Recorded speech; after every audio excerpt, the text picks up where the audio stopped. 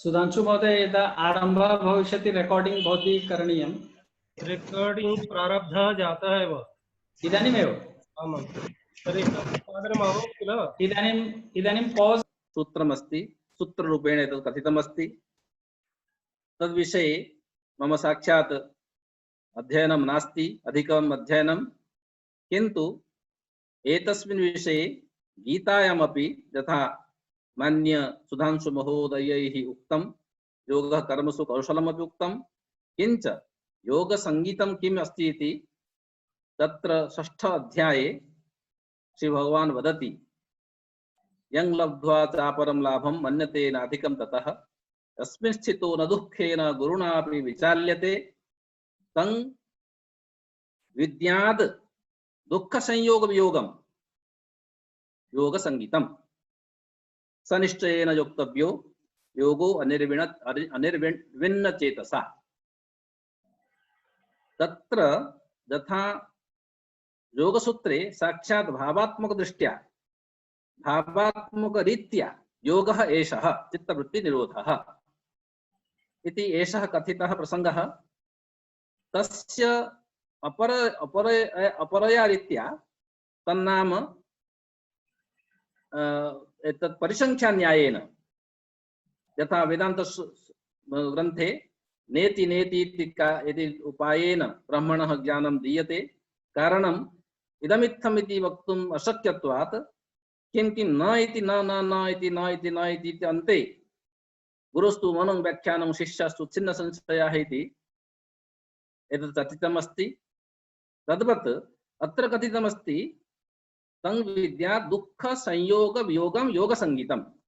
योग संज्ञा नाम दुःख संयोगस्य वियोगः, अर्थात एषः वियोगः कुतः वियोगः?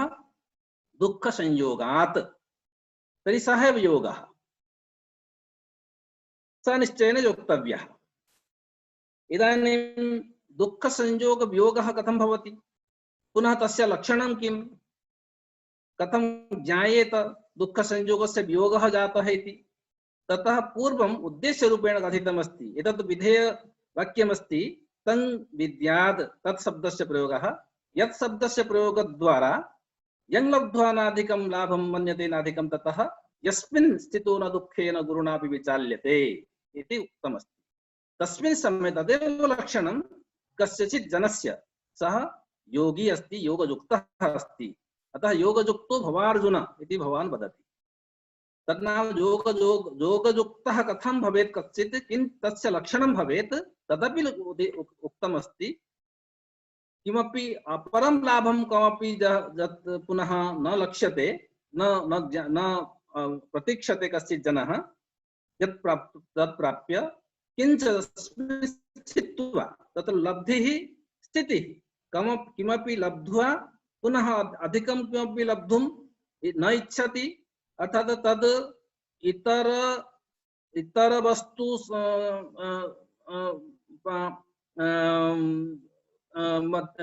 कारणमस्ति, अतः इतर वस्तु लाभः कर्मणः तत्र अपेक्षा अस्ति। सकर्मक क्रिया एतत् लब्धम्, एषा क्रिया सकर्मक क्रिया। जंग लब्ध्वा पुनः एक अकर्मिक क्रिया अस्ति, यस्मिन् स्थित्वा एक अवस्थितिः, यत्र स्थित्वा पुनः गुरुणापि न विचाल्यते, तत्र अकर्मक क्रिया कापि क्रिया नास्ति, तस्मिन् अनिर्विण्णः भवति सः, अनिर्विण्ण चेतसा। अन्ते द्वितीय 23तमे श्लोके उच्यते अनिर्विण्ण चेतसा स निश्चयेन योक्तव्यः योगः इति उच्यते। तन्नाम लब्धिः नास्ति, किंचित कर्म अपि नास्ति, ईप्सिततमता नास्ति, फलं नास्ति। फलं यत् लब्धं तदेव अन्तिमम्, इतोपि अधिकं फलं न लब्धव्यम् इति अस्ति। पुनः स्थितिः अपि अविचाली स्थितिः अस्ति, अविचालिनी स्थितिः अस्ति, दुःखेन गुरुणापि न विचाल्यते। तर्हि तादृश लक्षणं भवति चेत् दुःख संयोग वियोगः भवति। दुःखेन सह संयोगः दुःख संयोगः, दुःख संयोगात् वियोगः दुःख संयोग वियोगः एव योगः। तर्हि तत्र कथम एतत् दुःख संयोग वियोगः भवति इति इदानीं लक्षणम् उक्तम् एकस्य गणस्य एकस्य कस्य योगिनः योग उक्तस्य एतत् लक्षणं भवितुम् अर्हति। तर्हि तत्र प्रसादे द्वितीय अध्याय उक्त भगवता उच्यते प्रसादे सर्वदुःखानां हानिरस्योपजायते प्रसन्न चेतसो ह्यासु बुद्धि पर्यवतिष्ठते। सर्वदुःखानां हानिः कदा भवति? सर्वदुःखानां हानिः तन्नाम दुःख संयोगः नश्यति। तादृशी अवस्था योग अवस्था भवितुम् अर्हति। तर्हि कदा भवति? प्रसादे सर्वदुःखानां हानिः। तर्हि प्रसादः यदि प्रसादः अस्ति तर्हि सर्वदुःखानां हानिः अस्ति। तर्हि सर्वदुःखानां हानिः अस्ति तर्हि दुःखसंयोगात् वियोगः अस्ति, अतः योगः अस्ति इति कथयितुं शक्यते। इदानीं लौकिकम् उदाहरणं किञ्चित् दातुम् इच्छामि। यथा काष्ठम् अस्ति, काष्ठं दाह्यम् अस्ति इति कथं ज्ञायते? यदा काष्ठस्य अग्निना सह तस्य संयोगः भवति तदा ज्ञायते काष्ठं दाह्यम् अस्ति। अन्यथा तो ज्ञायते एव नहि काष्ठं दाह्यम् अथवा उत न। तर्हि अग्निसंयोगेन तर्हि परिणामद्वयम्। अग्निसंयोगः भवति चेत् एतत् काष्ठं दाह्यम् इति एकं प्रमाणम् आगच्छति। किञ्च समकालमेव एतत् अदाह्यं नास्ति, अदाह्यता विना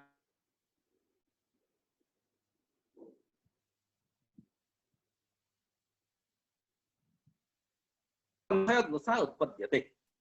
एकम् उदाहरणं। द्वितीयम् उदाहरणं बहु प्रसिद्धः श्लोकः, सुभाषित श्लोकः अस्ति। केयूराणि न भूषयन्ति पुरुषं हारान चन्द्रोज्ज्वला न स्नानं न विलेपनं न कुसुमं नालंकृता मूर्धजाः वाण्येका समलंकरोति पुरुषं या संस्कृता धार्यते क्षीयन्ते खलु भूषणानि सततं वाग्भूषणं भूषणम्। इदानीं पुरुषं किम् अलंकरोति इति, किं न अलंकरोति, किम् अलंकरोति इति एतत् सुभाषितम् अस्ति। वाग्भूषणं भूषणम्। तर्हि यदि संस्कृता या संस्कृता धार्यते सा वाणी एका समलंकरोति पुरुषं। पुरुषस्य समलंकरणं कर्तुं केवलं वाणी एव प्रभवितुं शक्नोति इति भावः। तर्हि यदा संस्कृतवाणी प्रयुज्यते तेन सह एव परिणामद्वयम्।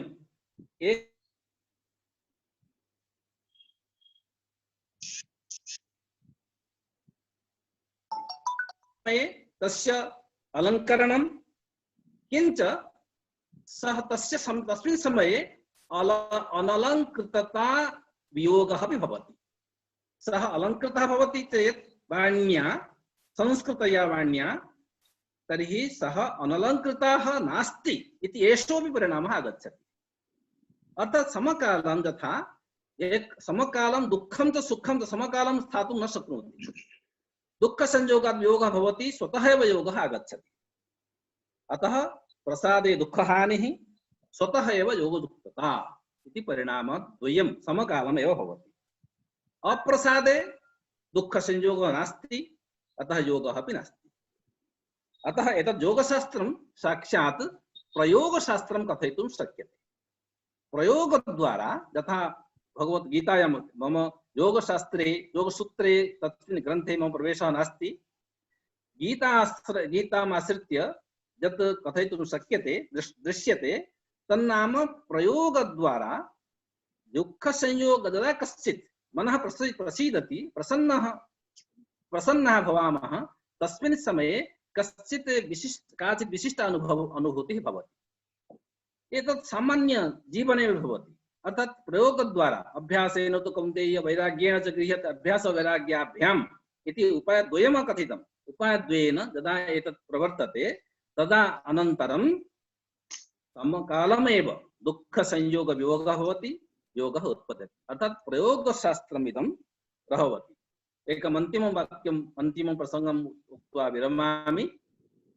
प्रणवः इति ओम् इति उच्यते। ओम् इत्येकाक्षरं ब्रह्म तदपि उच्यते।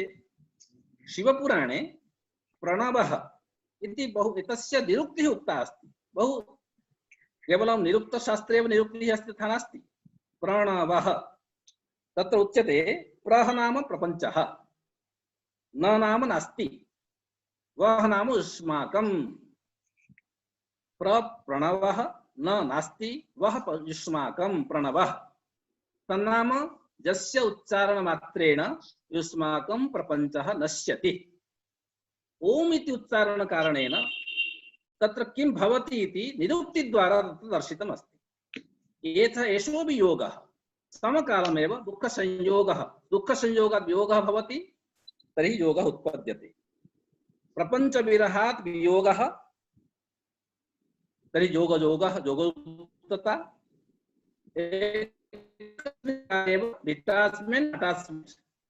detachment from sorrow and sufferings, attachment with happiness and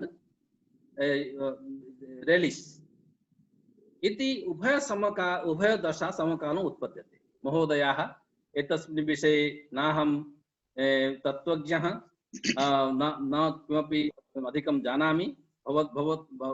भवतः श्रोतुम् एव अभिलाषा विद्यते। बहुकालं स्थातुं शक्तः भविष्यामि चेत् तद् भविष्यामि, अन्यथा अयं क्षन्तव्यः जनः। किन्तु एषा व्याख्यानमाला प्रसरतु, महते लाभाय। एतत् साक्षात् जीवनस्य कृते साक्षात् उपयोगि शास्त्रम्। अस्माकं संस्कृत वाङ्मये ये केचन प्रसङ्गाः सन्ति, ततः सर्वेषु प्रसङ्गेषु एतत् ऊर्ध्वस्थानम् आरोहति। कारणम् एतस्य साक्षात् प्रयोगद्वारा जीवने शान्तिः, समृद्धिः, सुखं सर्वं किमपि लब्धुं शक्यते। एतस्य आयोजनस्य कृते आयोजकानां कृते अहं भूयः धन्यवादं विज्ञापयामि। मम कृते अवसरः कल्पितः एतदर्थं पुनः कृतज्ञतां विज्ञाप्य विरमामि विस्तरात्। धन्यवादः। जयतु संस्कृतं, जयतु भारतम्। अनेकशः धन्यवादाः महोदयः। वयं कृतकृत्याः भवतां वचनैः। अन्ते प्रणवविषये यत् भवद्भिः अस्माकमपि ज्ञानम् अद्यतनं भवद्भिः कृतं, तस्य कृते वयं निश्चयेन धन्यवादं वितरामः। अग्रे अद्यतनविषयस्य ये प्रवर्तकाः, विषयप्रवर्तकाः, ते प्रोफेसर कृष्णकांत शर्मा महोदयाः।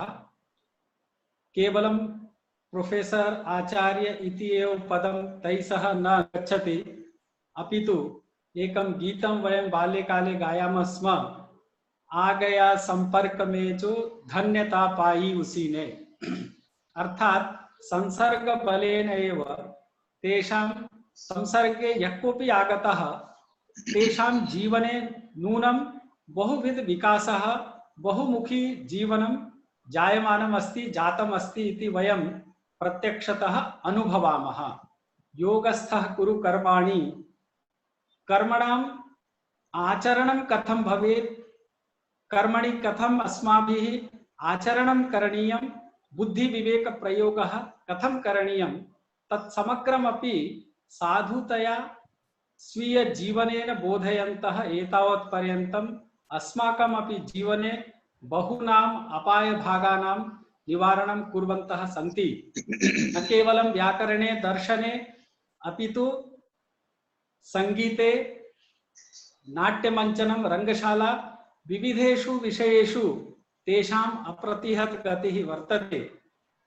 तेषां जीवनमेव दृष्ट्वा यदा दर्शनं पाठयन्ति, दर्शनपाठनकाले प्रमेयस्य ज्ञानं तस्य प्राप्तुं प्रमाणमेव साधनम् अस्ति।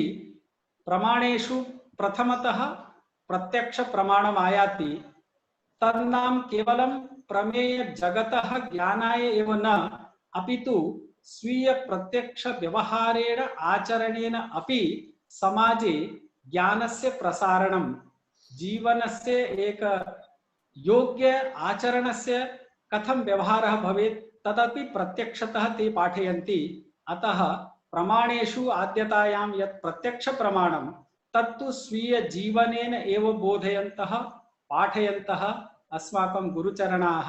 अस्माकं सौभाग्येन अस्माकम् आग्रहम् अंगीकृत्य पातंजलि योग सूत्रस्य पाठनाय अस्मभ्यम् आशीर्वादैः, अंगीकारैः कृतकृत्यान् कृतवन्तः। तान् अहम् आदरेण प्रार्थये।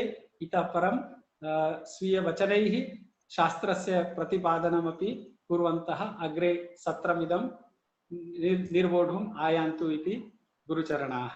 प्रोफेसर कृष्णकांत शर्मा महोदय।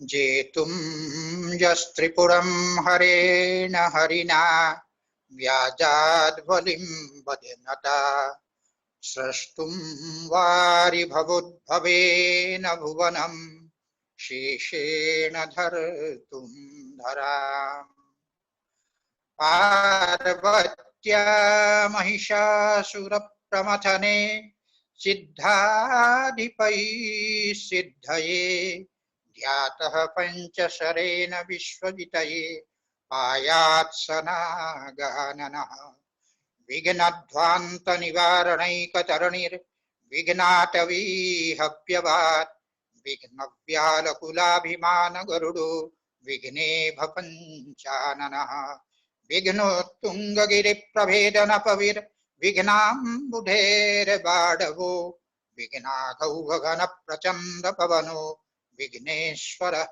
पातु नः।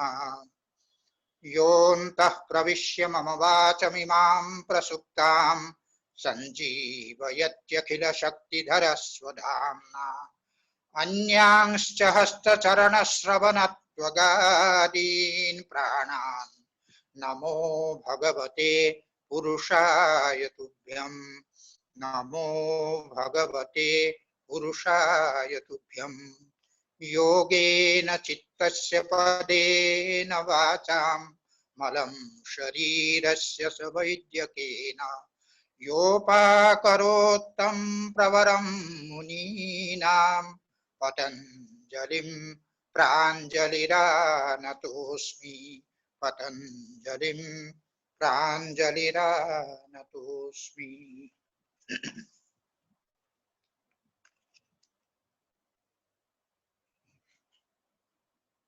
विश्वेश्वरानंद विश्वबंधु संस्कृत भारत भारती अनुशीलन संस्थानम भारत शिक्षण मंडलम संस्कृत भारत्याः शास्त्र रक्षण प्रकल्पः इत्येतत्त्रयं सम्भूय योऽयं प्रकल्पः अद्य प्रारभ्यते नूनम् अयं तावत् अस्माकं कृते प्रमोदस्य विषयः। सर्वप्रथमं सोमनाथ संस्कृत विश्वविद्यालयस्य माननीयाः कुलपतयः अस्माकं मित्रवर्याः आचार्याः गोपबंधु मिश्र महोदयाः ये तावत् न केवलं व्याकरणे न केवलं दर्शनेषु न केवलं साहित्ये नाट्ये अभिनये सर्वत्रापि ये तावत् कृतभूरि परिश्रमाः विद्वांसः सन्ति तेषां मंगलमयम् उद्बोधनं सर्वप्रथमं जातमिति मम कृते तावत् सौभाग्यस्य विषयः।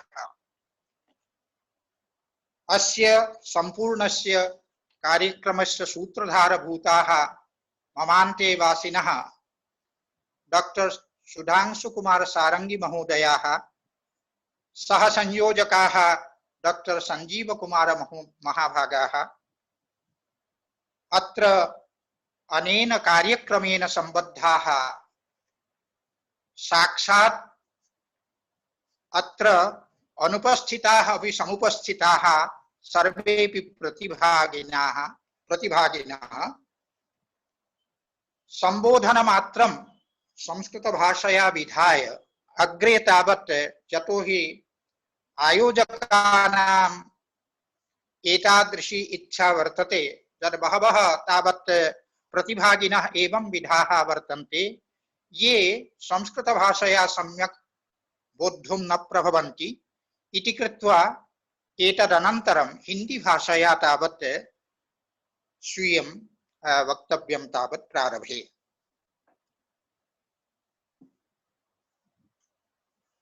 संस्कृतानुरागी एवं योग दर्शनानुरागी प्रतिभागिगण आज हमारे लिए सौभाग्य का विषय है कि आज से पातंजल योग दर्शन का व्यास भाष्य सहित पाठ प्रारंभ होने जा रहा है और इसका मंगल हमारे सोमनाथ विश्वविद्यालय के माननीय कुलपति प्रोफेसर गोपबंधु मिश्र जी के द्वारा प्रारंभ हुआ। उन्होंने बहुत ही सुंदर ढंग से श्रीमद् भगवत गीता में योग का एक जो लक्षण, यद्यपि श्रीमद् भगवत गीता में योग के 3 लक्षण है, एक समत्वम योग उच्यते, योगः कर्मसु कौशलम, ये 2 है, और तम विद्या दुख संयोग वियोगम योग संगीतम, ये 3 परिभाषाएं श्रीमद् भगवत गीता में योग की ये 3 परिभाषाएं विद्यमान है। उनमें से जो एक परिभाषा जो 6th अध्याय में है, तम विद्या दुख संयोग वियोगम योग संगीतम, उस पर आपने बहुत ही सुंदर प्रकाश डाला। एक महर्षि पतंजलि के संदर्भ में एक बड़ा ही सुंदर वचन है, पतंजलि मुनेरुक्ति काप्य पूर्वा जयत्यसौ पुंग प्रकृत्योर वियोगोपि योग इत्युदितो यया। प्रकृति और पुरुष का जो संयोग है वही दुख का कारण है और उनका जो वियोग है वही दुख संयोग वियोग है।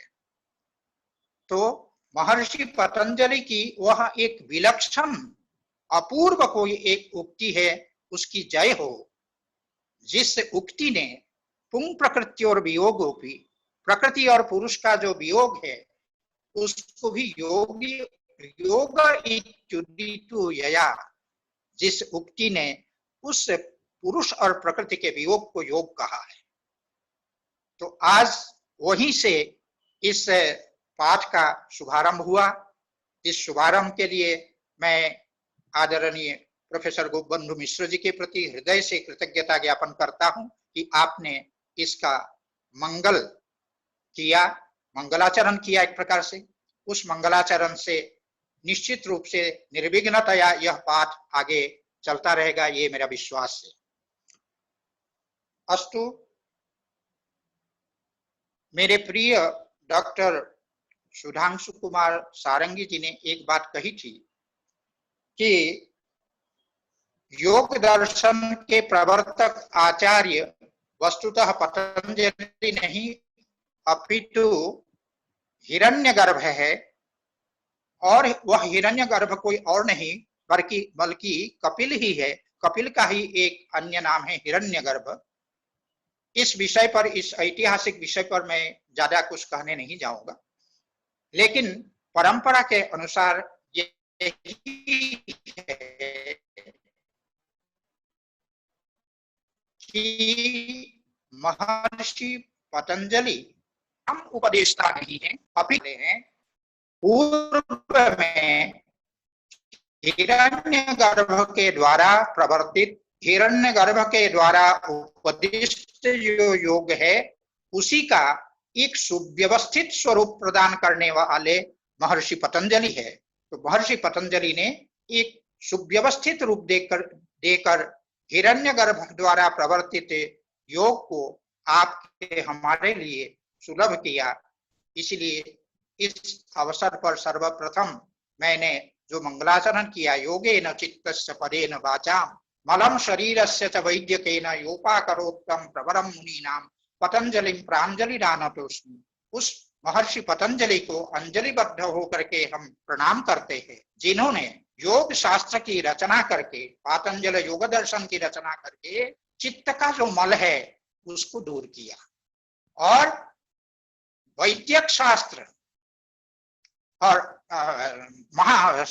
महाभाष्य की रचना करके, पातंजल योग सूत्र की रचना करके जो चित्त का मल है उसको दूर किया और व्याकरण महाभाष्य की रचना करके वाचाम मलम, जो वाणी का जो मल है उसको पदेन अर्थात व्याकरण महाभाष्य की रचना करके जिन्होंने दूर किया, और मलम शरीरस्य च वैद्यकेन, वैद्य अर्थात आयुर्वेद चरक संहिता की रचना करके जिन्होंने जो शरीर का मल है उसको दूर किया, ऐसे जो महर्षि पतंजलि है उस पतंजलि को हम अंजलिबद्ध होकर के प्रणाम करते हैं। यह अत्यंत प्रसिद्ध यह पद्य है, यहीं से हमने मंगलाचरण किया। उस पतंजलि को प्रणाम करते हुए हम आज का पाठ प्रारंभ करते हैं। जैसा कि आप सभी लोग जानते हैं कि महर्षि पतंजलि ने योग सूत्र की रचना की और उस योग सूत्र पर व्यास ने भाष्य लिखा, जो व्यास भाष्य नाम से, योग भाष्य नाम से और सांख्य प्रवचन भाष्य नाम से भी यह प्रसिद्ध है। व्यास द्वारा विरचित जो भाष्य है पातंजल योग सूत्र पर, यह सांख्य प्रवचन भाष्य नाम से भी प्रसिद्ध है। सांख्य प्रवचन भाष्य इसीलिए कहा जाता है कि वस्तुतः सांख्य और योग मूलतः दोनों एक ही दर्शन है, कोई अलग अलग दर्शन नहीं है। इसलिए भगवत गीता ये कहती है कि सांख्य योग पृथक बाला प्रवदन्ति न पंडिता। जो पंडित है वो कभी सांख्य और योग को अलग अलग दर्शन करके नहीं कहते हैं, दोनों एक ही दर्शन है, इसी रूप में भी विद्वान लोग देखते हैं। तो अलग अलग कौन देखते, कहते बाला प्रवदन्ति, सांख्य योग पृथक बाला प्रवदन्ति। जो बालक है, मंदबुद्धि है, वही कहते हैं कि सांख्य और योग अलग अलग दर्शन है, पृथक पृथक दर्शन है। वस्तुतः सांख्य और योग एक ही दर्शन है। सांख्य में जिन 25 तत्वों का परिगणन किया गया है, उन तत्वों के स्वरूप का निरूपण किया गया है, उनको भली भांति अनुभूत करने के लिए जो मार्ग योग ने दिखाया है उसी से उसकी संपूर्ति होती है। इसलिए हम कह सकते हैं कि एक और यदि सांख्य सिद्धांत पक्ष है तो योग उसका प्रयोग पक्ष है। प्रयोग के द्वारा, योग के द्वारा बतलाए गए मार्ग के द्वारा ही हम उन 25 तत्वों का अनुभव कर सकते हैं। उनका जो तत्व विवेक है, सत्व पुरुषान्यता ख्याति जिसको कहते हैं, अर्थात प्रकृति भिन्न है, पुरुष भिन्न है, इत्याकारक जो ज्ञान है वह विवेक ज्ञान, वह विवेक ज्ञान योग के द्वारा ही संभव होता है। तो इसीलिए एक दूसरे के पूरक ही नहीं बल्कि दोनों एक ही दर्शन है। इस कारण से इस भाष्य का नाम सांख्य प्रवचन भाष्य है। तो इस प्रकार से यद्यपि सांख्य सूत्र पर अभी विज्ञान भिक्षु का एक सांख्य प्रवचन भाष्य नाम से भाष्य है, तथापि इस व्यास भाष्य का भी नाम सांख्य प्रवचन भाष्य है, ये जानना आवश्यक है। अब हम जो प्रथम सूत्र है योग का, उस प्रथम सूत्र का आज हम लोग पाठ करेंगे। पातंजल योग सूत्र का प्रथम सूत्र है अथ योगानुशासनम। अथ योगानुशासनम, इसमें आपाततः हम कहें कि इसमें कितने पद है तो 2 पद है। एक अथ पद है और दूसरा योगानुशासनम है। पुनः जो योगानुशासनम यह पद है ये एक समस्त पद है। इसका जब हम विग्रह करेंगे, योगस्य अनुशासनम योगानुशासनम, योग का अनुशासन योगानुशासन है, तो इस प्रकार जब हम विग्रह करेंगे तब इनमें 3 पद हमारे सामने उपस्थित होते हैं। अथ योगस्य अनुशासनम, तो ये 3 पद है, एक है अथ, एक है योग और एक है अनुशासन। सूत्र के अर्थ को स्पष्ट करने के लिए तीनों पदों पर प्रकाश डालना आवश्यक है। तो यह जो अथ पद है, अथ पद के बारे में, अथ पद का अर्थ क्या है उसको बतलाते हुए व्यास ने कहा, भाष्यकार ने कहा, अथेत्ययम अधिकारार्थ। संधि विच्छेद करके अगर पढ़ें, अथ इति अयम अधिकारार्थ। पद अधिकारार्थ जो पद है उसका विश्लेषण हम कर लेते हैं। अधिकारः अर्थो यस्य, अधिकार है अर्थ जिसका, उसको कहेंगे अधिकारार्थ, अधिकार अर्थ वाला पद है कौन? अथ इति अयम, अयम अथ शब्द, यह जो अथ शब्द है, यहाँ पर अथ योगानुशासनम इस सूत्र में यह जो अथ शब्द है, इस अथ शब्द का अर्थ क्या है? अधिकार है। अधिकार का अर्थ होता है प्रारंभ करना। अथ, अब यहाँ पर अथ इति अयम ऐसा क्यों कहा? क्योंकि अथ शब्द अन्यत्र भी अथ शब्द का प्रयोग हुआ है और भिन्न भिन्न अर्थों में भी हुआ है। अथ शब्द का अगर एक ही अर्थ होता, अधिकार अर्थ, तब यह कहने की कोई आवश्यकता न होती कि अथ इत्ययम अधिकारार्थ। लेकिन अथ शब्द के और भी अर्थ है, क्योंकि हम अगर कोश अगर देखें तो कोश में ये बतलाया गया है कि अथ जो है उसका अर्थ मंगल भी है, अनंतर भी है, आरंभ भी है, प्रश्न भी है, कार्ष्ण्य भी है। ये बताया गया है अमरकोश में, मंगलानंतरारंभ प्रश्न कार्ष्ण्येष्वथो अथ, अर्थात अथो यह भी एक अव्यय है और अथ, ये दोनों जो ये पद है, ये पद किन किन अर्थों में है? मंगल अर्थ में है, अनंतर अर्थ में अर्थात बाद में, इस अर्थ में भी है, आरंभ अर्थ में भी है और प्रश्न अर्थ में भी है और कार्ष्ण्य संपूर्णता, इन सब अर्थों में अथ शब्द का प्रयोग होता है। मेदिनी कोशकार ने भी कहा है, अथाथो संशये स्याताम अधिकारे च मंगले विकल्पानंतर प्रश्न कार्ष्ण्यारंभ समुच्चये। वहां भी ये बताया गया कि ये संशय के अर्थ में भी है, अधिकार के अर्थ में भी है, मंगल के अर्थ में भी है, विकल्प के अर्थ में भी है, अनंत के अर्थ में भी है, प्रश्न के अर्थ में भी है, काम अर्थात समय, आरंभ और समुच्चय, इन अर्थों में भी अथ शब्द का प्रयोग होता है।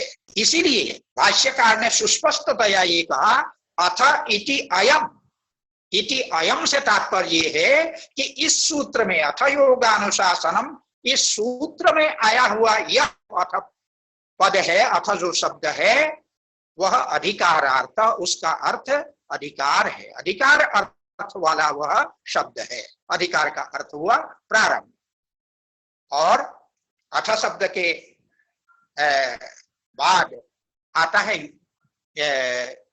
योगानुशासनम, ये पद।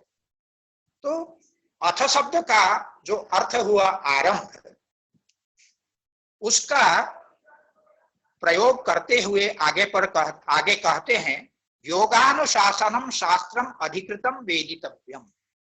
योगानुशासनम इस पद का जो अर्थ है वो शास्त्र है।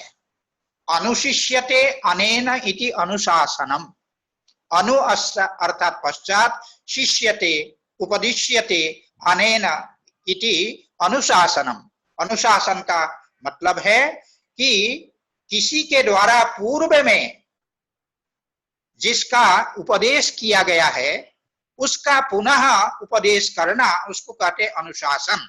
वह उपदेश क्या होता है? शास्त्र होता है। शिष्टस्य शासनम अनुशासनम, शिष्ट अर्थात पहले किसी के द्वारा उपदिष्ट जो विषय है उसका पुनः उपदेश करना, उसी का नाम है अनुशासन। जैसा कि अभी अभी हम लोगों ने चर्चा की कि इस पातंजल योग दर्शन का मूल जो स्रोत है, जहां से महर्षि पतंजलि ने इस विषय को लिया है, वो है हिरण्यगर्भ का योग। तो हिरण्यगर्भ ही योग के प्रथम प्रवक्ता आचार्य है।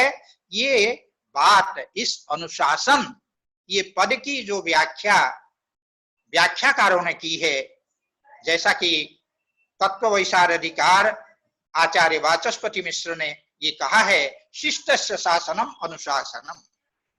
पहले उपदिष्ट जो विषय है उसका पुनः शासन करना, उपदेश करना, उसका नाम है अनुशासन।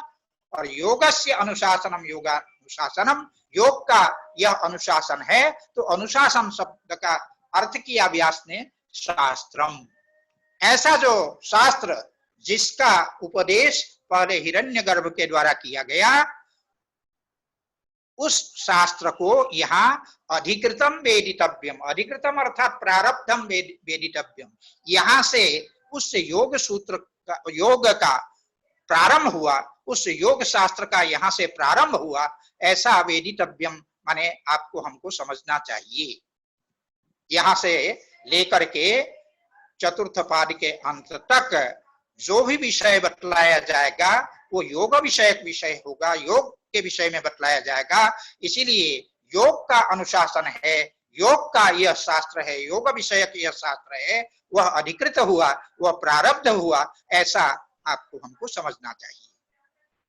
इस प्रकार तो सूत्र में आया हुआ इसे अधिकार अर्थ का यही प्रयोग हुआ कि इसमें अथ शब्द का अर्थ अधिकार है, अर्थात यहाँ से अधिकार माने प्रारंभ, यहाँ से योग शास्त्र प्रारंभ हुआ, ऐसा आपको समझना चाहिए। तो अथ और अनुशासन इन दो पदों की व्याख्या के पश्चात इसमें आया हुआ जो योग पद है उसकी व्याख्या करते हुए भाष्यकार कहते हैं योग समाधि ही सच सार्वभौमस् चित्तस्य धर्मः। योग का अर्थ क्या है? योग का अर्थ कहते हैं समाधि।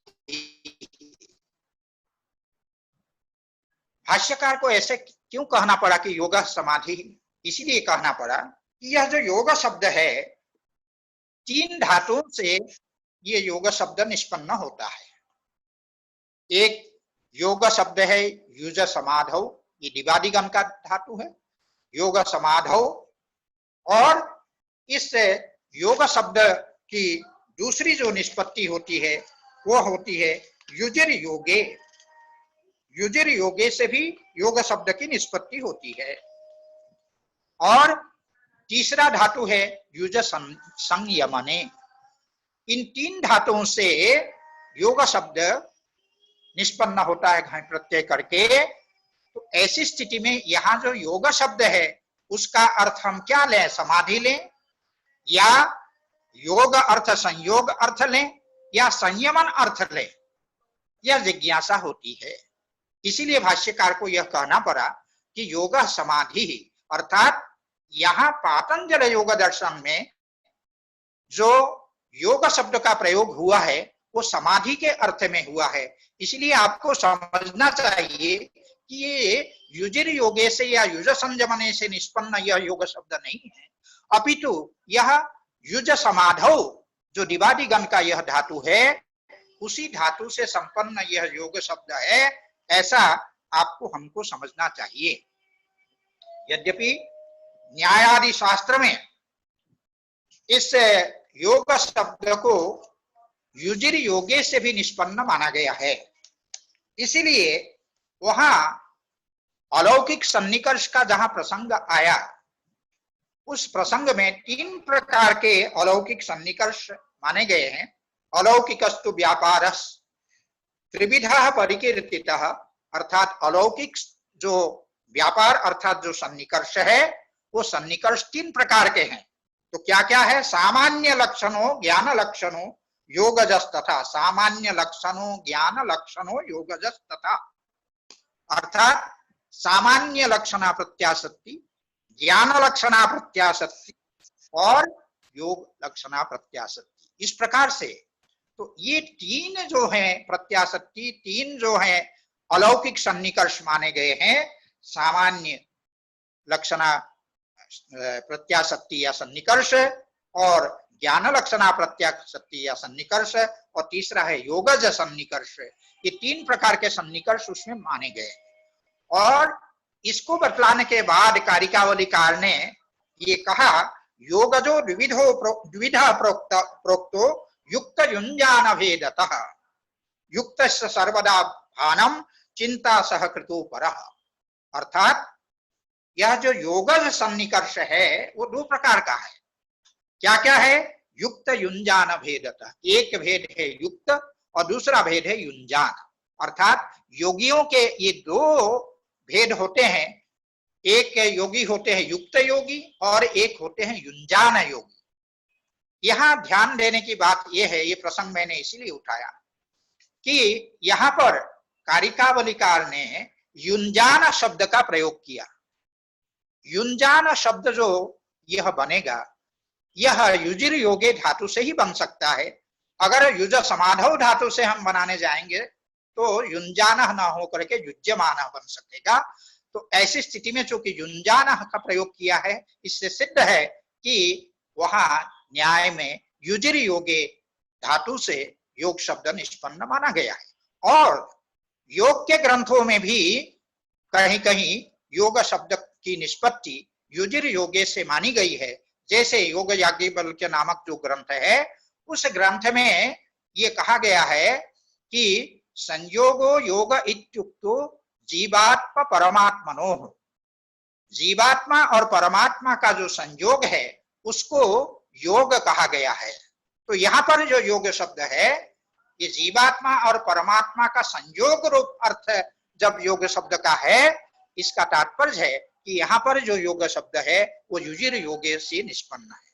इस प्रकार योग शब्द की निष्पत्ति युजिर योगे से भी मानी गई है, किंतु ध्यान रखने की बात यह है कि यहाँ पर पातंजल योग दर्शन में योग शब्द की निष्पत्ति युज समाधौ से है। इसी बात को बतलाने के लिए भाष्यकार ने कहा योग समाधि।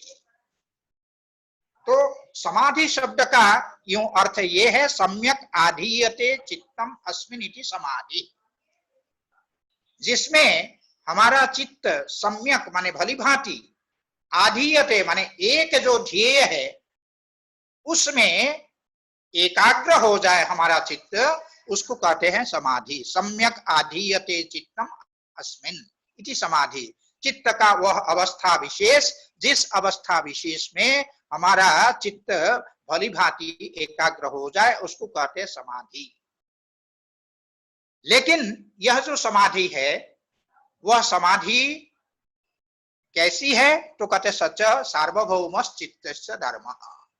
सच माने सच समाधि, वह जो समाधि है चित्तस्य सार्वभौम धर्मः, चित्त का सार्वभौम धर्म है। अब इसमें एक एक पद को हम पहले समझें। पहले चित्त को समझ लें। चित्तस्य पद आया तो चित्त को हम समझ लें। योग दर्शन में और सांख्य दर्शन में दोनों में ही चित्त जो है अंतःकरण सामान्य को कहा जाता है। अंतःकरण कौन कौन है? बुद्धि, अहंकार और मन, ये तीन जो है, त्रिविध जो है अंतःकरण है। इन तीन अंतःकरण का एक समुदित नाम है।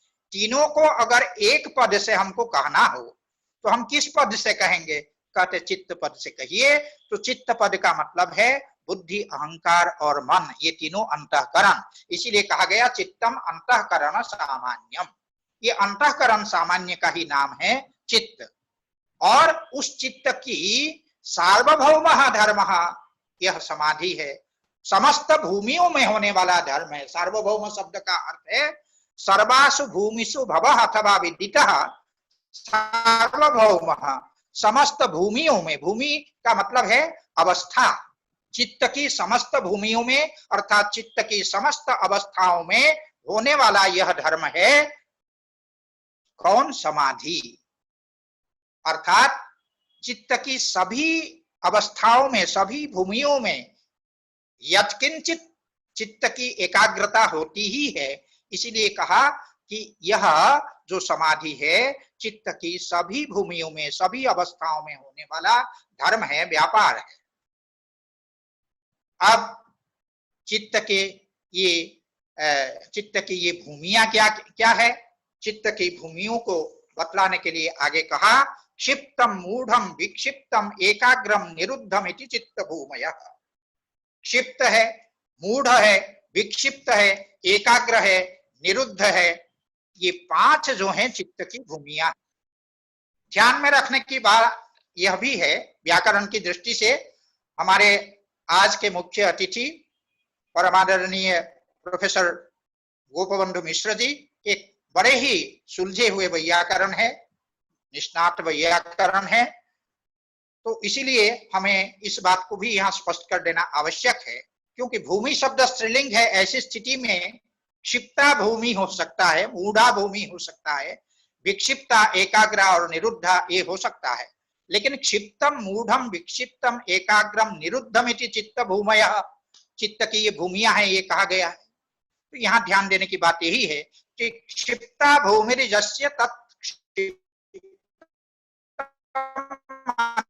क्षिप्तम चित्तम, वह चित्त जो है क्षिप्त अवस्था क्षिप्ता है, जिसकी अवस्था मूढ़ा है। वह चित्त विक्षिप्त है, जिसकी अवस्था विक्षिप्ता है। वह चित्त एकाग्र है, जिसकी भूमि एकाग्रा है अथवा अवस्था एकाग्रा है। वह चित्त निरुद्ध है, जिसकी भूमि निरुद्धा है। इस प्रकार से जब हम अर्थ करेंगे तो कोई भी प्रतिपत्ति नहीं होगी। तो क्षिप्तम, मूढ़म, विक्षिप्तम, एकाग्रम, निरुद्धम इति चित्त भूमया, अर्थात क्षिप्त, मूढ़, विक्षिप्त, एकाग्र और निरुद्ध ये चित्त की भूमियां हैं। चित्त की ये जो भूमियां हैं, जैसा कि मैंने कहा, भूमियां अर्थात अवस्था विशेष। तो ये अवस्था विशेष चित्त की, अब ये अवस्था विशेषों को समझने के लिए हमको टीकाओं का आश्रय लेना पड़ेगा। टीकाओं के आधार पर ही इन भूमियों को हम समझ सकते हैं। इन भूमियों को समझना आवश्यक है। क्षिप्त भूमि वह है जिसमें रजसा विषयेष्वेव वृत्तिमत। ये ध्यान रखने की बात है कि सांख्य एवं योग में चेतन पुरुष के अतिरिक्त समस्त तत्व जो हैं वो जड़ है, प्रकृति के ही विकार है। हमारा जो चित्त है वो भी जड़ है। तो जो भी ये जड़ तत्व है ये त्रिगुणात्मक है, क्योंकि प्रकृति त्रिगुणात्मिका है, इसलिए उसके जो परिणाम है वो भी त्रिगुणात्मक है। तो हमारा चित्त भी त्रिगुणात्मक है और गुणों का स्वभाव है कि प्रतिक्षण उनमें परस्पर संघर्ष होता है। उस संघर्ष के कारण कभी कोई गुण सबल हो जाता है, बाकी दो गुण दुर्बल हो जाते हैं, कभी दूसरे गुण सबल हो जाते हैं और बाकी दो गुण जो हैं दुर्बल हो जाते हैं। ये गुणों की स्थिति रहती है। ऐसी स्थिति में हमारा जो चित्त है त्रिगुणात्मक चित्त, उसमें भी गुणों का संघर्ष होता रहता है। तो कभी उसमें सत्वगुण प्रबल होता है, तो कभी रजोगुण, तो कभी तमोगुण प्रबल होता है। तो उसी के आधार पर ये कहा जाता है कि रजसा विषयेष्वेव वृत्तिमत। रजोगुण की प्रबलता के कारण जब हमारा चित्त केवल विषयों में जो है प्रवृत्त होता रहता है, विषयों में जो है उसकी वृत्ति होती रहती है, अर्थात चित्त निरंतर विषयाकारा, भिन्न भिन्न विषयों के आकार में आकारित होता रहता है। चित्त की वह अवस्था विशेष जो है, उस अवस्था विशेष को हम कहते हैं क्षिप्तावस्था या क्षिप्त भूमि, और उस चित्त को हम कहेंगे क्षिप्तम चित्तम। और मूढ़ अवस्था कौन सी है, मूढ़ भूमि कौन सी है? तमसा निद्रादि वृत्तिमत, जिसमें तमोगुण की प्रधानता होने के कारण हमारा जो चित्त है वह निद्रा आदि वृत्ति से युक्त हो जाता है। निद्रा है, आलस्य है, उससे युक्त हो जाता है। चित्त की वह जो स्थिति है, चित्त की जो वह अवस्था है या भूमि है, वो मूढ़ावस्था या मूढ़ भूमि है।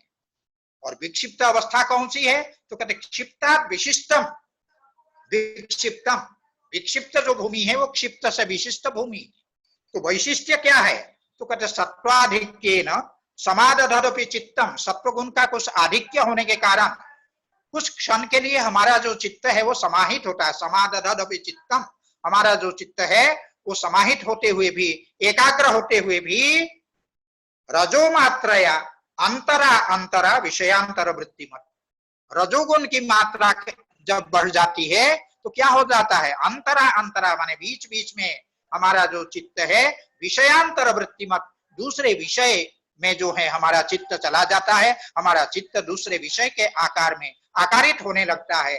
तो इसी चित्त की भूमि को, इसी चित्त की अवस्था को हम विक्षिप्तावस्था कहते हैं। उसको विक्षिप्तम चित्तम कहा गया है।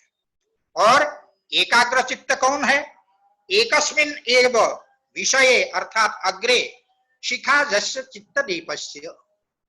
जब चित्त रूपी जो दीपक है उसकी जो शिखा है वो एक विषय में स्थिर हो जाए, कैसे? निवातस्थ दीपवत।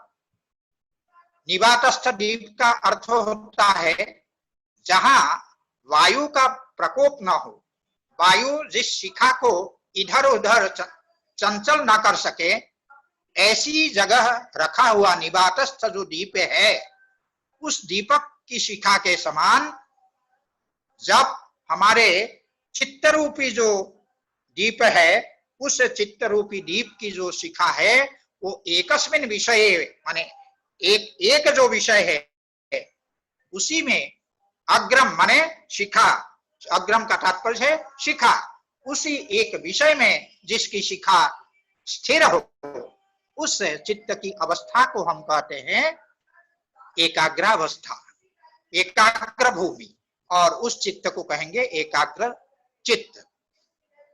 और पंचमी जो भूमि है वो है निरुद्ध भूमि है, उसको कहा कि निरुद्ध सकल वृत्तिकम संस्कार मात्र शेषम निरुद्धम।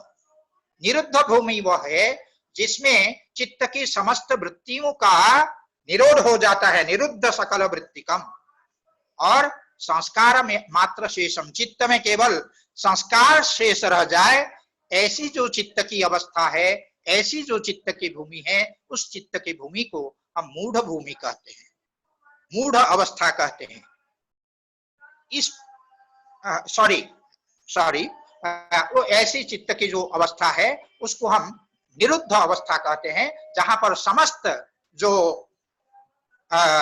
हमारी चित्त की वृत्तियां हैं वो निरुद्ध हो जाए, और ऐसी चित्त की भूमि को हम निरुद्ध भूमि कहते हैं, और उस भूमि में केवल संस्कार उसमें शेष रह जाते हैं, ये निरुद्ध भूमि। इस प्रकार से क्षिप्त, मूढ़, विक्षिप्त, एकाग्र और निरुद्ध, ये 5 चित्त की भूमियां हुई। 5 चित्त की भूमियों के कारण यहाँ पर इस समाधि को ये कहा गया कि इन 5 भूमियों में सार्वभौम माने सर्वासु भूमिषु विदितः अथवा भवः सार्वभौमः, ये चित्त की समस्त भूमियों में, समस्त अवस्थाओं में होने वाला वह धर्म जो है वो समाधि है। अर्थात चित्त की इन सभी भूमियों में, क्षिप्त, मूढ़, विक्षिप्त, एकाग्र और निरुद्ध सभी भूमियों में यत्किंचित वृत्ति निरोध होता है, अर्थात चित्त एकाग्र होता है। तो ये उसी को, उस चित्त की जो एकाग्रता है उसको योग कहा गया। अब एक प्रश्न उठता है, क्या समस्त भूमियों में होने वाला जो यत्किंचित वृत्ति निरोध उसको हम योग कहेंगे, अथवा किन्हीं अवस्थाओं में, किन्हीं भूमियों में होने वाले जो वृत्ति निरोध है उसको योग कहेंगे? उसका उत्तर देते हुए यहाँ पर ये कहते हैं, तत्र विक्षिप्ते चेतसी विक्षेपोपसर्जनीभूत समाधिर न योग पक्षे वर्तते। तो कहते हैं जो विक्षिप्त चित्त है, यहाँ पर देखिए चेतस का प्रयोग किया, विक्षिप्ते चेतसी, यहीं से पता लगता है कि क्षिप्तम, मूढ़म, विक्षिप्तम ये जो है चित्त का विशेषण है, इसीलिए यहाँ पर कहते हैं तत्र विक्षिप्ते चेतसी। जो विक्षिप्त चित्त है, अर्थात चित्त की जो विक्षिप्त अवस्था है, उसमें समाधि ही विक्षेपोपसर्जनीभूत, जो समाधि है वो विक्षेप में उपसर्जनीभूत है, माने गौणीभूत है, शेषीभूत है। क्योंकि रजोगुण के कारण हमारा चित्त बीच बीच में अंतरा विषयांतर वृत्तिमत हो जाता है, दूसरे दूसरे विषय के आकार में हमारा चित्त आकारित होने लगता है। तो उस विक्षेप के सामने यह जो समाधि है, यत्किंचित जो वृत्ति निरोध है, वह उपसर्जनीभूत माने गौणीभूत, शेषीभूत, वो उसमें उपसर्जनीभूत हो जाता है, गौण हो जाता है। इसीलिए ये विक्षिप्त चित्त में होने वाला जो समाधि है, न योग पक्षे वर्तते, इसको योग नहीं कहते हैं, नव योग पक्षे वर्तते, इसको योग नहीं कह सकते। तो योग कहते किसको है? तो कहते हैं, हाँ, ये इससे एक बात ये होती है, इसको कहते कैमुति का न्याय। प्रथमतः तीन जो भूमियां हैं, क्षिप्त, मूढ़ और विक्षिप्त, इनमें से क्रमशः एक एक भूमि जो है वो अधिक उच्च भूमि वो मानी गई है। तो ऐसी स्थिति में जब विक्षिप्त भूमि जो मूढ़ और क्षिप्त भूमि की अपेक्षा अधिक जो है उच्च भूमि है, उस भूमि में होने वाला जो यत्किंचित समाधि है वह जब योग नहीं है, उसको जब हम योग नहीं कर सकते हैं, तो किमुत जो मूढ़ और क्षिप्त अवस्था है उसमें होने वाला जो यत्किंचित वृत्ति निरोध है, यत्किंचित एकाग्रता है, यत्किंचित समाधि है, उसको हम योग कैसे कहेंगे? एक लौकिक उदाहरण से हम समझा दें कि किसी शिक्षा संस्था में प्रवेश के लिए अनेक विद्यार्थी उसमें आवेदन करते हैं।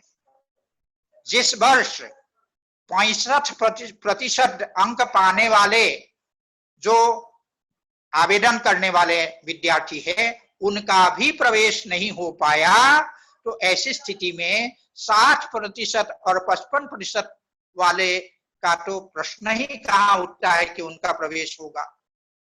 वही स्थिति है जब उच्च भूमि जो विक्षिप्त भूमि है, जो कि मूढ़ और क्षिप्त की अपेक्षा उच्च भूमि है, इन दो की अपेक्षा जो उच्च भूमि है उस उच्च भूमि को भी जब योग के लिए उपयुक्त नहीं माना, ऐसी स्थिति में उससे जो अवर भूमि है मूढ़ और विक्षिप्त, मूढ़ और क्षिप्त, उनको योग के लिए हम उपयोगी कैसे मान सकते हैं? इसी को कहते कैमुतिक न्याय। इसी कैमुतिक न्याय से ये बतला दिया गया कि जब विक्षिप्त भूमि में होने वाला समाधि योग नहीं है, तो मूढ़ और क्षिप्त भूमि में होने वाला जो समाधि है वो तो योग नहीं ही है। इस प्रकार से कैमुतिक न्याय से इसका निरूपण किया। तो आज का पाठ मेरी दृष्टि से हम यहीं पर रखें, क्योंकि आगे थोड़ा समय अपेक्षित है। आज चूंकि एक भूमिका के रूप में ये था, यहाँ तक आज का पाठ रखते हैं। कल हम पुनः यहाँ से हम आगे प्रारंभ करेंगे। धन्यवाद।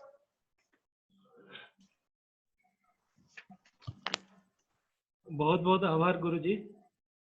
आज योग सूत्र व्यास भाष्य का प्रारंभ हुआ, तो हम अत्यंत कृतज्ञ हैं।